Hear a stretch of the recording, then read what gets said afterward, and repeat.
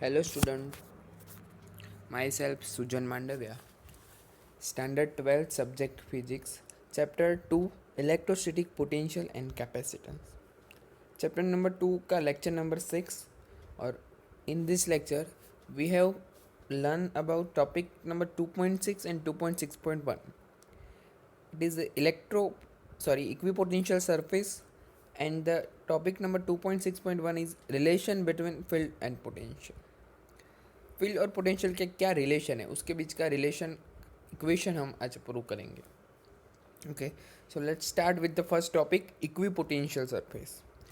Now first of all, what is called equipotential surface? What is meant by equipotential surface? Equi means same, potential means potential, surface ऐसी कोई surface जिसमें potential equi यानी कि same है, it's called equipotential surface. So easy, right. ऐसी surface जिसमें potential same हो इसको हम बोलते हैं इक्विपोटेंशियल सरफेस. डेफिनेशन देखें तो an equipotential surface is a surface with a constant value of potential at all points on the surface. It's called equipotential surface, right. अगर अब फिगर में देखो तो यहाँ पर मैंने एक प्लस क्यू चार्ज रखा है और प्लस क्यू चार्ज के अराउंड में ये एक स्पीयर ड्रॉ किया राउंड में. ये इक्विपोटेंशियल सरफेस हुई Q. For a single charge potential is given by equation V is equal to kq by r 1/4 q by r. Here q is constant, k is also constant and radius r is constant. Sphere की radius तो constant ही होती है, right. So v is constant if r is constant, ये पूरा constant है तो पूरे स्पीयर में ये प्लस क्यू चार्ज के लिए, ये बार वाला स्पीयर के लिए रेडियस r सपोज कर दो, पूरे स्पीयर में सभी जगह पर पोटेंशियल कांस्टेंट है. कितना? के क्यू बाई आर, के क्यू बाई आर. अब कोई भी ले लो, यहाँ पर ले लो के क्यू बाई आर, यहाँ पर ले लो के क्यू बाई आर, यहाँ पर ले लो के क्यू बाई आर, यहाँ पर ले लो के क्यू बाई आर, सभी जगह पर के क्यू बाई आर. तो ऐसा कोई सरफेस जिसमें सभी जगह पर उसकी सभी पूरी सरफेस में पोटेंशियल सेम हो तो उसको हम बोलते हैं इक्विपोटेंशियल सरफेस, राइट. पता चला. Thus equipotential surface of a single point charge are concentric spherical surface centred at the charge. तो ये याद रखना, एमसीक्यू में आए तो कोई सिंगल चार्ज है उसके लिए इक्विपोटेंशियल सरफेस कैसी बनेगी, तो वो होगी concentric spherical surface centred at this charge. Charge कोई सेंटर पे है तो उसके लिए, सिंगल चार्ज के लिए इक्विपोटेंशियल सरफेस की शेप होगी स्फीयरिकल, स्फीयर. अब यहाँ पर देखो, ये कोई एक इक्विपोटेंशियल सरफेस है, कोई दूसरी रेडियस ले लो, it can be second equipotential surface, right. It can be third, it can be fourth, सभी इक्विपोटेंशियल सरफेस है. पर देखो रेडियस कम होती है, बट ये एक सरफेस है, उसमें सभी जगह पर पोटेंशियल सेम है. अब ये दूसरी सरफेस में सभी जगह पर पोटेंशियल सेम ही है, बट ये दोनों एक दूसरे से इक्विपोटेंशियल नहीं है, उसकी रेडियस कम हुई, यानी कि इस पूरे सरफेस में एक पोटेंशियल सेम है, ऐसे ही इस बार वाले में सेम है, तो वो अपने आप को इक्विपोटेंशियल सरफेस बोलती है. पता चल रहा है मैं क्या बोल रहा हूँ, राइट. तो ये याद रखो कि सिंगल चार्ज के लिए इक्विपोटेंशियल सरफेस का शेप होगा spherical, right. Okay, so first of all properties of the equipotential surface. Equipotential surface की कुछ प्रॉपर्टी है, 3 प्रॉपर्टी है, हम देखते हैं. उसमें थर्ड वन बहुत इम्पोर्टेंट है, much important, most important. So let's start with first. The potential difference between any 2 points on equipotential surface is a zero. ये सभी प्रॉपर्टी याद रखना. थ्योरी में तो हमको लिखनी ही है, बट एमसीक्यू में आए तो आपको पता होनी चाहिए.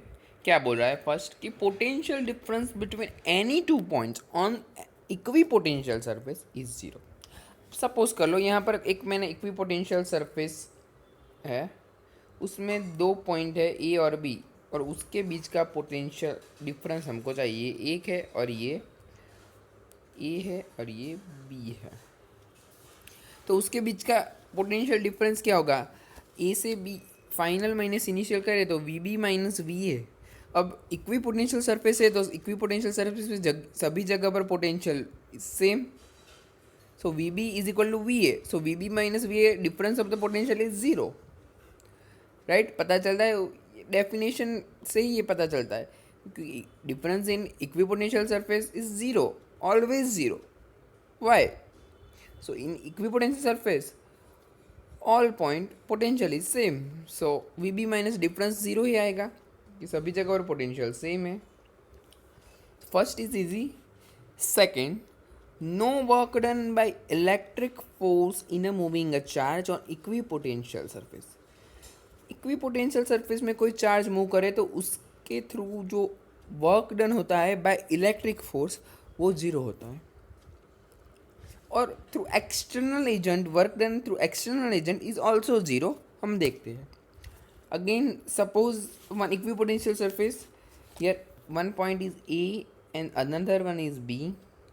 अगर कोई चार्ज को मैं ए से बी ले जाऊँ, कोई चार्ज को ए से बी ले जाऊँ तो क्या वर्क डन होता है बाय इलेक्ट्रिक फोर्स और एक्सटर्नल फोर्स, हम देखते हैं। तो first of all V B minus V A final minus initial वो होगा W, work done by external force by charge Q, right. It is clear, work done by external force by charge Q. So first of all, अब change in potential in equipotential surface is zero, difference तो ये zero होगा, तो zero is equal to W external by Q. So W external Q into zero zero, so W external मिले हमको zero, right. ये मिला हमको ज़ीरो, यानी कि work done by external force is zero. अगर charge A to B move करे तो work done by external force is zero. अब आपको पता ही है, ये हमने फर्स्ट लेक्चर में ही देखा था कि एक्सटर्नल फोर्स और इलेक्ट्रिक फोर्स दोनों अपोजिट डायरेक्शन में होते हैं, उसकी वैल्यू सेम होती है। W electric force is equal to minus W external, और डब्ल्यू एक्सटर्नल जीरो है तो माइनस इंटू जीरो वो जीरो होगा, तो वर्क डन हमको मिला ज़ीरो। पता चला, यानी कि हम बोल सकते हैं कि no work done by electric force in moving a charge on equipotential surface.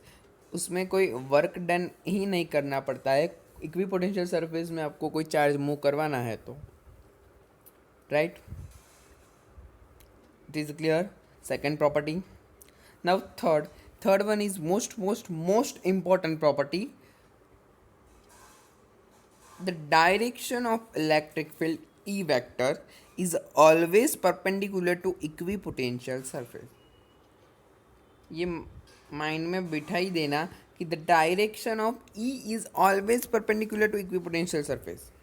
कोई इक्विपोटेंशियल सरफेस है तो उसमें इलेक्ट्रिक फील्ड की direction always perpendicular to the surface ही होगी। अगर आप देखो यहाँ पर मैंने इक्विपोटेंशियल सरफेस ये वाली ली है तो उसमें इलेक्ट्रिक फील्ड की डायरेक्शन ऑलवेज इट्स परपेंडिकुलर होगी। ये ऊपर भी हो सकती है और नीचे भी हो सकती है, इट कैन बी बोथ, हमारे कोई प्रॉब्लम नहीं, बट ऑलवेज परपेंडिकुलर ही होगी। ओके, ये एमसीक्यू में आए कि डायरेक्शन ई और कौन सी होगी, dash, direction of electric field is always dash to equipotential surface, it is always perpendicular normal to the surface. तो ये याद रखना। अब उसका हम प्रूफ देखते हैं, राइट। उसका प्रूफ है, अगर आप देखो कि कोई इक्विपोटेंशियल सरफेस है यहाँ पर,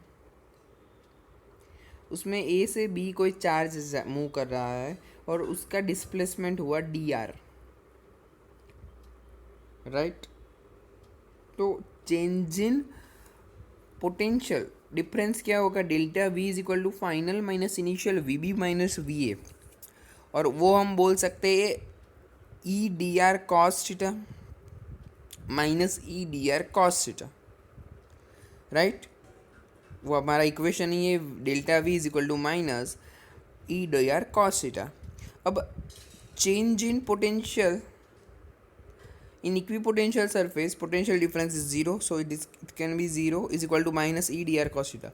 अब यहाँ पर इलेक्ट्रिक फील्ड कॉन्स्ट ज़ीरो नहीं है, हमने डिस्प्लेसमेंट किया आपको दिख ही रहा है, तो डी आर भी ज़ीरो नहीं है, तो थीटा कॉस थीटा ज़ीरो होगा। अब कॉस थीटा ज़ीरो कब होता है? Theta is pi by two, then the cos theta is zero. तो थीटा पाई बाई टू होना चाहिए, और थीटा क्या है? Angle between electric field and D R vector, right. तो आपको ये प्रूव हुआ कि ई और डी आर वैक्टर, यानी कि D R vector potential surface और इलेक्ट्रिक फील्ड के बीच का angle always pi by to है। ये हमने प्रूव किया, क्योंकि यहाँ पर इलेक्ट्रिक फील्ड ज़ीरो नहीं है। अगर इलेक्ट्रिक फील्ड ही ज़ीरो है तो उसकी डायरेक्शन की कुछ बात ही नहीं आती ना, राइट।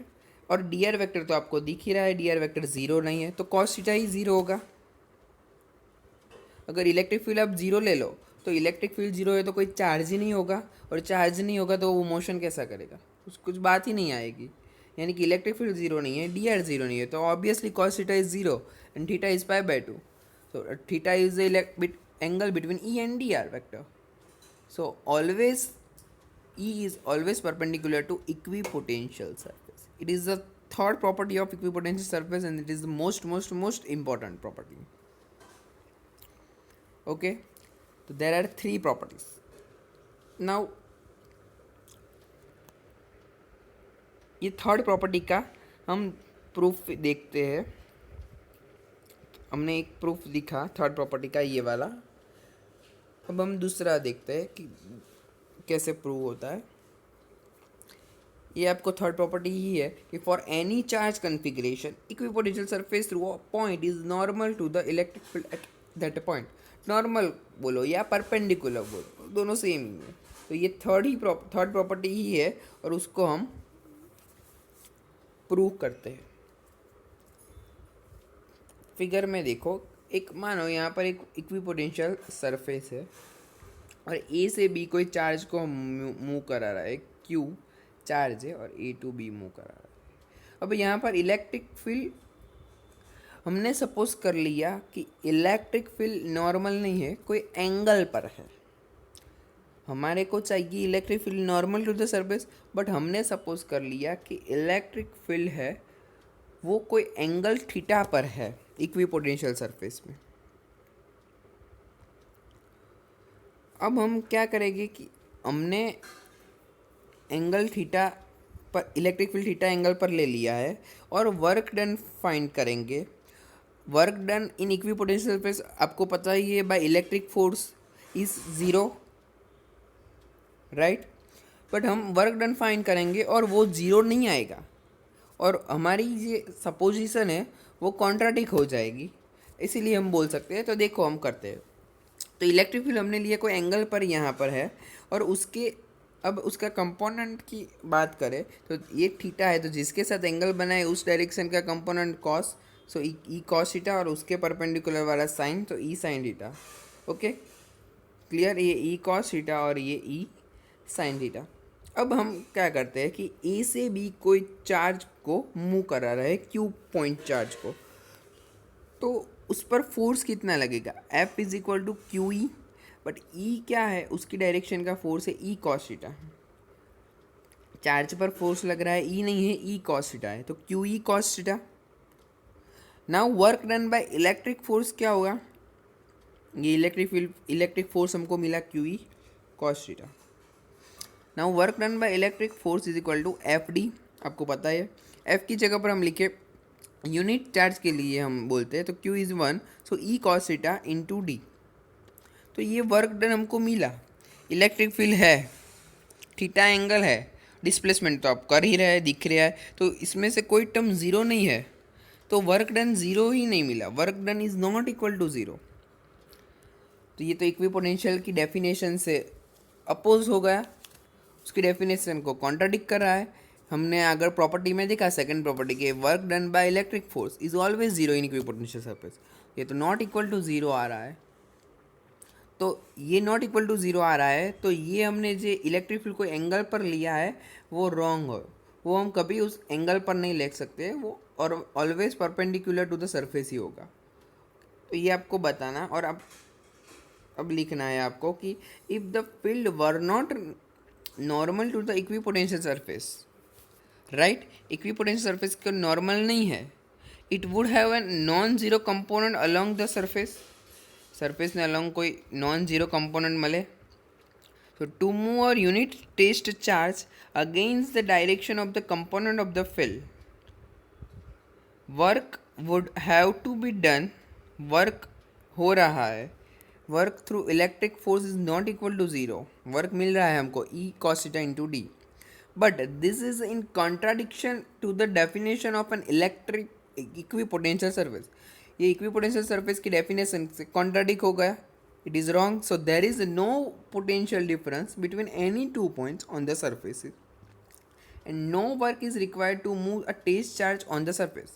हमने अगर सेकंड प्रॉपर्टी में देखा ही कि कोई इक्विपोटेंशियल सरफेस में कोई चार्ज को मूव कराना है तो उसमें वर्क की कोई ज़रूरत ही नहीं पड़ती है. So the electric field must therefore be a normal to the equipotential surface at every point. Okay, पता चल गया. यानी कि electric field always normal to the equipotential surface ही होगे सभी जगह पर. इक्विपोटेंशियल सरफेस के कोई भी पॉइंट पर ई सरफेस के नॉर्मली होगे. डन. तो ये मगज में आप बिठा देना. इट इज़ वेरी इंपॉर्टेंट ये line. Equipotential surface through a point is normal to the electric field at that point. Okay, done. तो ये थर्ड प्रॉपर्टी का हमने सेकंड प्रूफ देखा. अब हमने देखा फर्स्ट ऑफ ऑल कि कोई पॉइंट चार्ज के लिए इक्विपोटेंशियल सरफेस क्या मिलता है, तो वो स्फीयर मिलता है, स्फीयरिकल शेप मिलता है. अब यूनिफॉर्म इलेक्ट्रिक फील्ड है, इलेक्ट्रिक फील्ड यूनिफॉर्म है, तो उसके लिए इक्विपोटेंशियल सरफेस क्या मिलेगा, उसकी शेप क्या होगा, तो वो कोई प्लेन होगा. अब देखो फिगर में दिख रहा है कि इलेक्ट्रिक फील्ड कांस्टेंट है, तो इलेक्ट्रिक फील्ड की डायरेक्शन यूँ है. अब electric field always perpendicular to the surface, equipotential surface always normal है, तो हम इक्विपोटेंशियल सरफेस कैसे ड्रॉ करेंगे, ई के परपेंडिकुलर. ई की डायरेक्शन ये है तो हम ऐसे ड्रॉ करेंगे, राइट. यहाँ सो परपेंडिकुलर हुआ, यहाँ पर ये परपेंडिकुलर हुआ. डन. तो ऑलवेज तो हमने यहाँ पर प्लेन दिखाया है, ऐसा प्लेन शेप. तो याद रखना कि equipotential surface for uniform electric field में प्लेन शीट मिल रही है. Okay, right. तो ये for single charge potential surface equipotential surface is sphere, and for a uniform field potential equipotential surface is plane sheet. Okay. So for a uniform electric field E, say along the x axis, अगर electric field along the X axis है तो equipotential surface आपको मिलेगी, plane sheet मिल रही है, यानी कि एक वाई डायरेक्शन में होगी और एक जेड डायरेक्शन में होगी. ये वाई डायरेक्शन और जेड डायरेक्शन में. तो ये भी याद रखना कि एक्स एक्सिस में अगर इलेक्ट्रिक फील्ड है तो equipotential surface are planes normal to the X axis के नॉर्मल होगी, मीन्स वो होगी वाई जेड प्लेन में. डन. ओके. एंड लास्ट इस थ्योरी में लास्ट आपको बोलेगा कि कोई डाइपोल है, उसके लिए इक्विपोटेंशियल सरफेस क्या होगी. तो फिगर में दिख रही है आपको कि यहाँ पर एक डाइपोल है, माइनस क्यू चार्ज है, प्लस क्यू चार्ज है, तो उसके लिए इक्विपोटेंशियल सरफेस की फिगर उसके अराउंड स्पीयर ही होगी. क्योंकि आप अगर आप फील्ड लाइन ड्रॉ करोगे, इलेक्ट्रिक फील्ड लाइन ड्रॉ करो प्लस चार्ज के अराउंड और माइनस के अराउंड, यहाँ पर सभी जगह फील्ड लाइन ड्रॉ करो, तो फील्ड लाइन के नॉर्मल हमको इक्विपोटेंशियल सरफेस ड्रॉ करना है, तो सभी फील्ड लाइन के नॉर्मल आप ड्रॉ करोगे तो वो एक पूरा स्पीयर बनेगा. क्योंकि फील्ड लाइन तो पूरे 3D में होती है, तो सभी फील्ड लाइन के अगर अब देखो ये सभी फील्ड लाइन में ड्रॉ की, सभी फील्ड लाइन यहाँ पर उसके नॉर्मल इन्फिनिटी है फील्ड लाइन 3D में, यहाँ पर नॉर्मल, यहाँ पर नॉर्मल, यहाँ पर नॉर्मल, तो ये पूरा स्पीयर होगा. पता चल रहा है, राइट. ऐसा ही माइनस में होगा, फील्ड लाइन सभी पूरे 3D में और सभी जगह पर नॉर्मल ड्रॉ करोगे सभी फील्ड लाइन पर, तो वो एक स्पीयर बन जाएगा. तो डाइपोल के लिए इक्विपोटेंशियल सरफेस ऐसा कुछ बनेगा स्पीयर. और कोई आइडेंटिकल पॉजिटिव चार्ज है, कोई सिंगल चार्ज, उसके लिए तो आपको पता ही है, हमने फर्स्ट देख ही लिया, plus charge single unit charge है तो उसके लिए तो it is always spherical shape. Okay done. So our theory equipotential surface is complete. अब हम देखते हैं उसका एक न्यूमेरिकल हमारी टेक्स्ट बुक में है, एक्सरसाइज नंबर 2.3 इक्विपोटेंशियल सरफेस के बेस्ड न्यूमेरिकल्स है। First of all question, read the question. Two charges 2 microcoulomb and minus 2 microcoulomb are placed at points A and B 6 centimetre apart. कोई दो point है ए और B, उसमें एक चार्ज है 2 microcoulomb और एक है -2 माइक्रोकूलम। सॉरी, फर्स्ट उसमें दो क्वेश्चन है। फर्स्ट है identify N equipotential surface of the system. ये सिस्टम देखो, यहाँ पर 2 माइक्रोकूलम का एक चार्ज है और ये -2 माइक्रोकूलम के चार्ज है, राइट। तो उसमें हमारे को इक्विपोटेंशियल सरफेस का शेप, इक्विपोटेंशियल सरफेस क्या होगी वो बताना है। तो आप देखो, ये +2 माइक्रोकूलम और ये -2 माइक्रोकूलम, तो ये पूरे कन्फिग्रेशन के लिए उसके इक्विपोटेंशियल सरफेस हम ऐसा ड्रॉ कर सकते हैं। ये वाली हमने यहाँ पर फिगर में दिख रही है, कोई प्लेन शीट मिल रही है, right. The plane normal to A B and passing through its mid point has a zero potential everywhere. अब ये इक्विपोटेंशियल सरफेस में पोटेंशियल एवरी पॉइंट पर ज़ीरो होगा, ये याद रखना। इक्विपोटेंशियल सरफेस में पोटेंशियल तो सेम ही है at every point, but here वो पोटेंशियल की वैल्यू है ज़ीरो, सभी जगह पर ज़ीरो है। क्यों?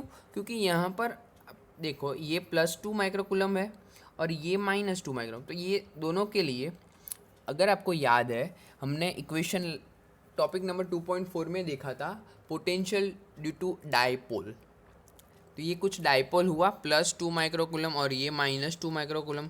तो डाइपोल के लिए on equator of the dipole potential is always zero, why theta is π/2।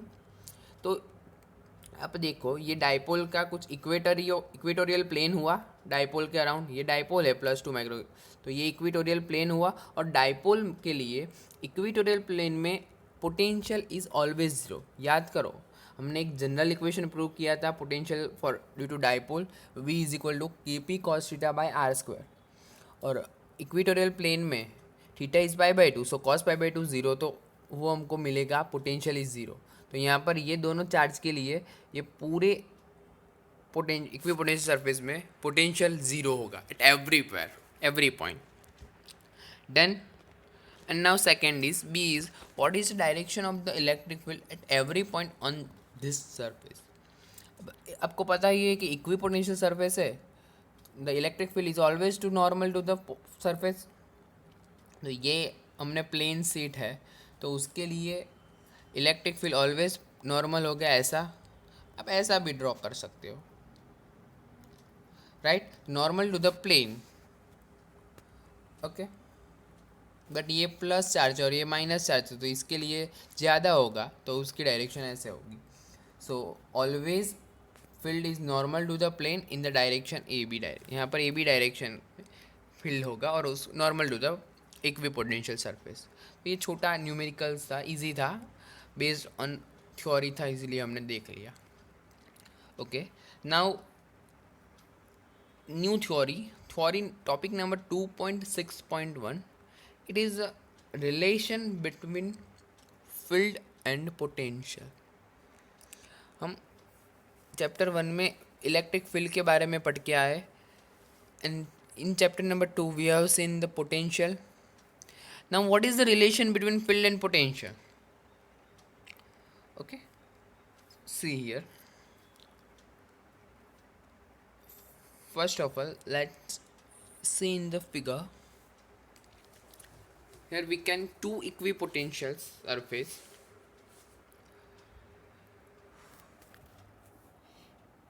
एक है उस, ये दो इक्विपोटेंशियल सरफेस हमने सपोज की है।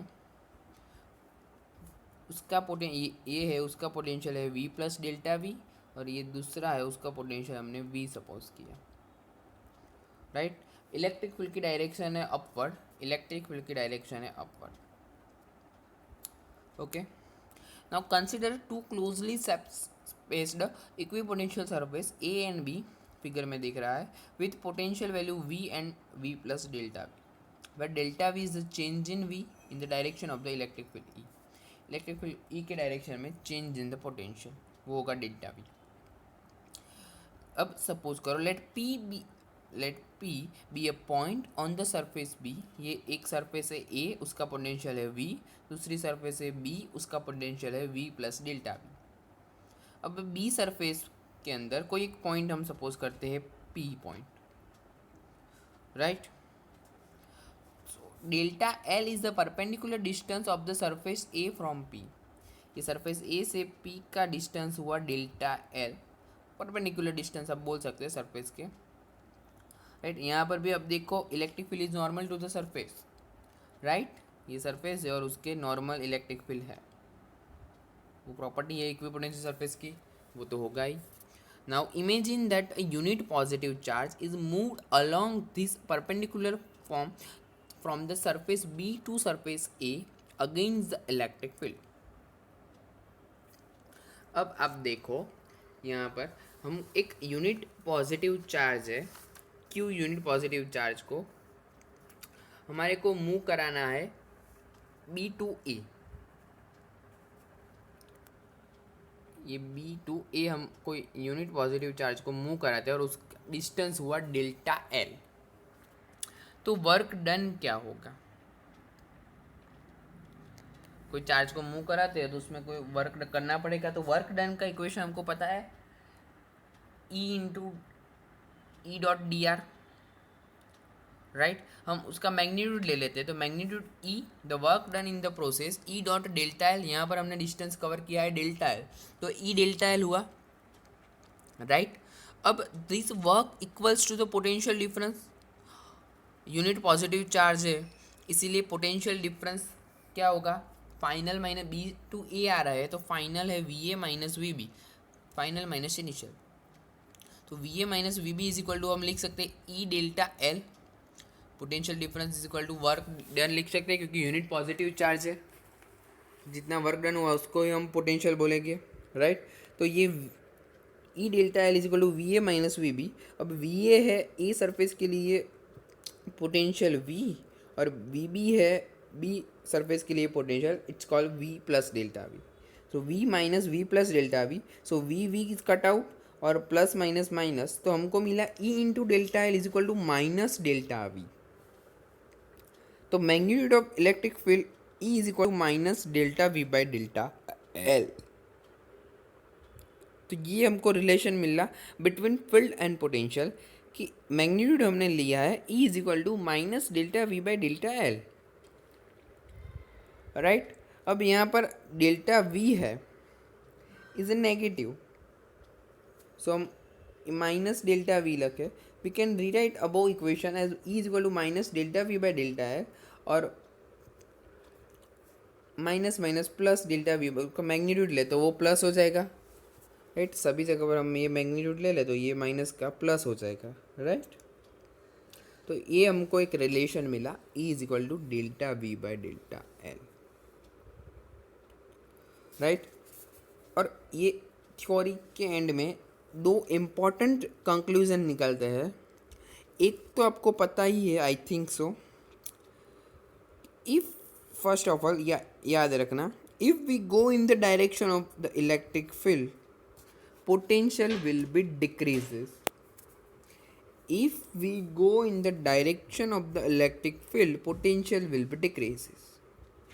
अगर आप इलेक्ट्रिक फील्ड की डायरेक्शन में मूव कर रहे हैं, कोई चार्ज को मूव कर रहे हैं, तो उसका पोटेंशियल डिक्रीज होगा, वो आपको पता ही है। आप देख लो कोई पॉइंट चार्ज है Q और उसके लिए इसकी इलेक्ट्रिक फील्ड की डायरेक्शन आउटवर्ड होगी। अब यहाँ पर ले लो, यहाँ पर ले लो, जैसे इलेक्ट्रिक फील्ड की डायरेक्शन में आगे मूव करेंगे तो यहाँ करता यहाँ पर पोटेंशियल कम होगा,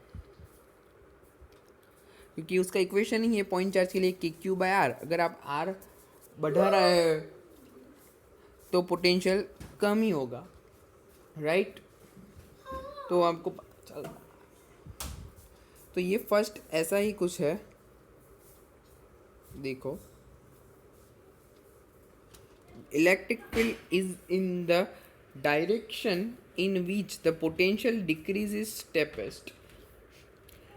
electric field is in the direction in which potential decrease, electric field की डायरेक्शन में पोटेंशियल डिक्रीज होगा। And second one, its magnitude is given by the change in magnitude of the potential per unit displacement normal to the equipotential surface at the point। ये भी आपको पता ही है, magnitude is given by the change in the magnitude of potential per unit displacement। अब potential per unit displacement वो क्या होगा, इलेक्ट्रिक फील्ड, और electric field is always normal to the equipotential surface at everywhere, right। electric field always normal to the surface। ये इस theory में से ये दो कंक्लूजन हमको मिल रहा है। First one, if we go in the direction of field potential will decreases, and second one कि change in magnitude of the potential per unit displacement is always normal to the equipotential surface, and it is also called electric field, right। magnitude of the potential per unit displacement is electric field, and electric field is always normal to the potential equipotential surface। Done. ये theory थी most important theory थी, ये 2.6.1 most IMP theory है। तो हमने हमारे को relation लाए फील्ड और पोटेंशियल के बीच का। ओके, अब देखो, अब हम कुछ देख रहे हैं, वो है बेस्ड ऑन, वो हमारी एनसीईआरटी की टेक्स्ट बुक में नहीं दिया है, बट वो जेडब्ल्यू नीट के लिए इट इज़ वेरी इंपॉर्टेंट। ये हम देख रहे हैं ये वाला पेज, वो जेडब्ल्यू नीट के लिए इट्स वेरी इंपॉर्टेंट। अब हम जो इक्वेशन लाए हैं ना, relation between field and potential is equal to minus delta V by delta L, और it can be is equal to minus D V by D L.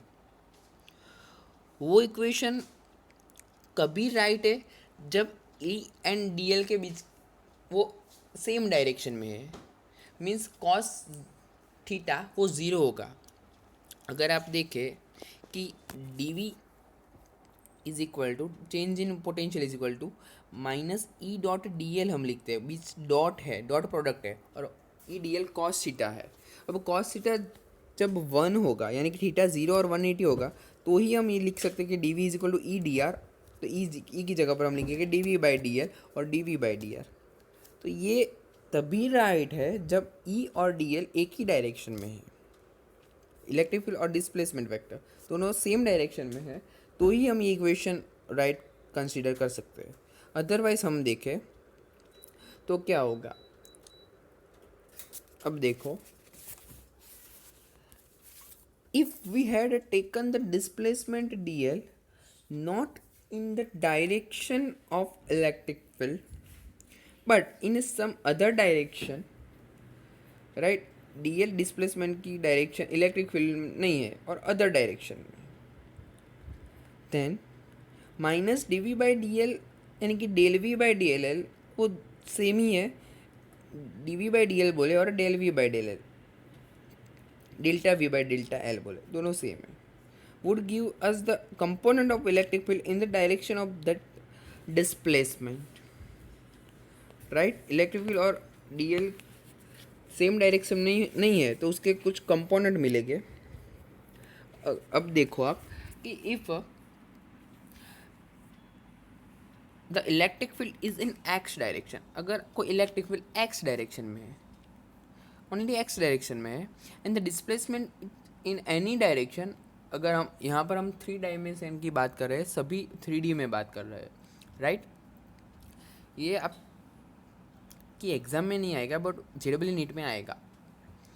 अगर electric field only X direction में है और displacement it any direction, it can be X, it can be Y और it can be Z in 3 dimension, right. तो क्या होगा, देखो E vector is equal to E X I cap, electric field only in X direction, और displacement vector D L is equal to, हम कोई भी direction में बोल सकते हैं, D X I cap plus D Y J cap plus D Z K cap.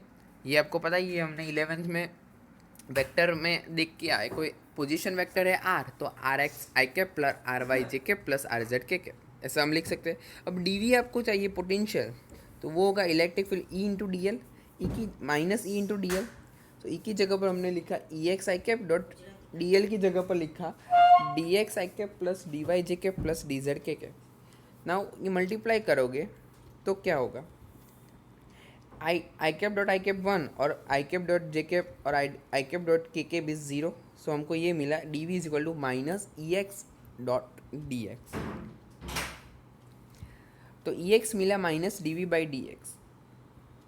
अगर electric field is completely along the x axis, we can write ex is equal to minus dv by dx, और similarly electric field is completely along Y axis है, तो हम ऐसा बोल सकते हैं कि E Y is equal to minus D V by D Y.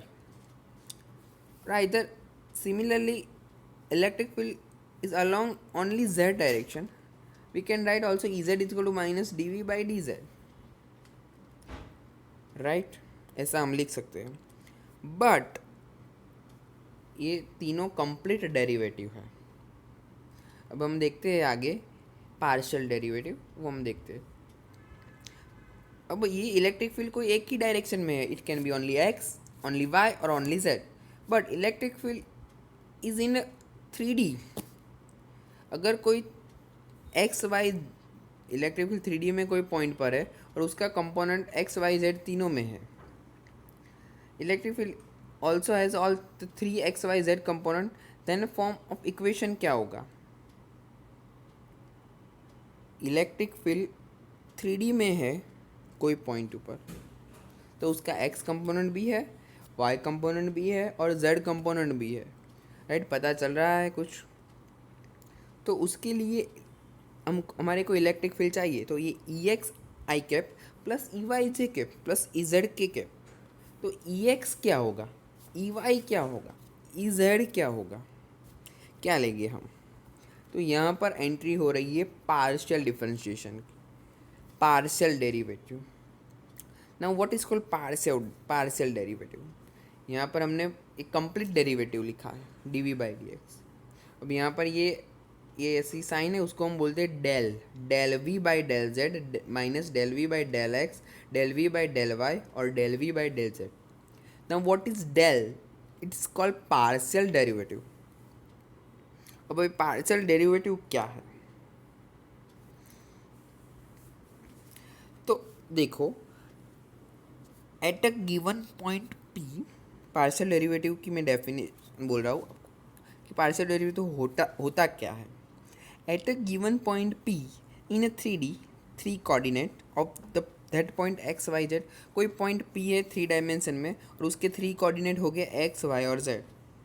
Now electric field in 3D has all the 3 component, electric field 3D में है तो उसके 3 कंपोनेंट हो गए X Y Z, then the potential value at that point will depends on all 3 coordinate of the point। p point पर potential वो तीनों coordinate पर डिपेंड करता है, x कोऑर्डिनेट, y कोऑर्डिनेट और z coordinate. So potential is a function of x coordinate also, potential is function of y coordinate also, potential is function of z coordinate also. तो potential तीनों coordinate के function हुए। Now but here we take derivative only with respect to one coordinate। यहाँ पर हम derivative लेंगे only with respect to one coordinate. Means what, अगर आपको एक्स डायरेक्शन की हम बात करें एक्स कंपोनेंट की, तो उसका डेरिवेटिव ई एक्स होगा minus del V by del X, minus del V by del X, but where Y and Z is constant, it's called partial derivative. हम कोई पार्ट का ही डेरिवेटिव कर ले पार्शियल, और जब पार्शियल डेरिवेटिव करते हैं तो other is constant. Whenever you take partial derivative with respect to X, you are suppose to take Y and Z is constant. पता चल रहा है ये क्या है partial derivative. whenever you take partial derivative with respect to y, you are supposed to take x and z is constant। अगर आप y के रिस्पेक्ट में पार्शियल डेरिवेटिव कर रहा है तो x और z को आप कांस्टेंट सपोज करो, क्योंकि तीन ही यहाँ पर तीन कंपोनेंट है और तीनों वेरिएबल है। तो अगर आप अब whenever you take partial derivative with respect to z, you are supposed to take x and y is constant। जिसके भी रिस्पेक्ट में आप पार्शियल डेरिवेटिव कर रहे हो अदर इज कांस्टेंट सपोज कर लेने का। ओके, तो ई एक्स अगर कोई इलेक्ट्रिक फील्ड तीनों पॉइंट पर है, तीनों कोऑर्डिनेट पर है, तो हमको इलेक्ट्रिक फील्ड ई एक्स मिलेगा minus del V by del X, E Y मिलेगा minus del V by del Y और ई जेड मिलेगा minus del V by del Z. यहाँ पर डेल वो है partial derivative, del by del X है partial derivative with respect to X, del by del Y है partial derivative with respect to Y and del by del Z है partial derivative with respect to Z. तो पता चल रहा है। So partial differentiation of V coordinate X Y Z with respect to X, the differentiation of v with respect to only x by taking y and z in the formula of v is constant। Okay, तो ये कुछ partial derivative की बात हमने की। ये जेरेबली NEET में आपको उसके न्यूमेरिकल एग्जांपल मिलेंगे, हमारी बुक में नहीं है। नाउ इन जनरल अगर कंप्लीट डेरिवेटिव की बात करें तो electric field is completely along X axis, तो हमको मिलेगा E X is equal to minus D V by D X. अगर completely electric field Y axis में ही है तो minus D V by D Y, और जेड एक्सिस में है तो minus D V by Z है। और इन जनरल हम बात करें कि कोई पोजीशन वेक्टर आर पर है इलेक्ट्रिक फील्ड, तो उसका equation E is equal to minus D V by D L. Okay, where dv by dl is a potential difference per unit distance। ये याद रखना, dv by dl है potential difference per unit distance और it is called potential gradient। dv by dl is a potential gradient। कुछ कुछ याद आता है, 11th में हमने velocity gradient जो है देखा था, टेम्परेचर ग्रेडियंट भी देखा था। Velocity gradient means what, rate of change of velocity with respect to distance. तो यहाँ पर है potential gradient means rate of change of potential with respect to distance is called potential gradient. और potential gradient का unit क्या होगा, dv by D L है, यानी कि वोल्ट पर मीटर। तो यहाँ पर इलेक्ट्रिक फील्ड का अनदर यूनिट आपको पता चला, volt by metre, volt upon metre. It's another unit of electric field. One unit is newton per coulomb और another unit is volt per metre. Okay, तो ये भी हमारे टेक्स्ट बुक में ये दिया नहीं है पोटेंशियल ग्रेडियंट, पर ये आपको याद रखना है। यहाँ पर हमारा टॉपिक नंबर 2.6 और 2.6.1 कंप्लीट हुआ, equipotential surface and the relation between field and potential. Okay, thank you.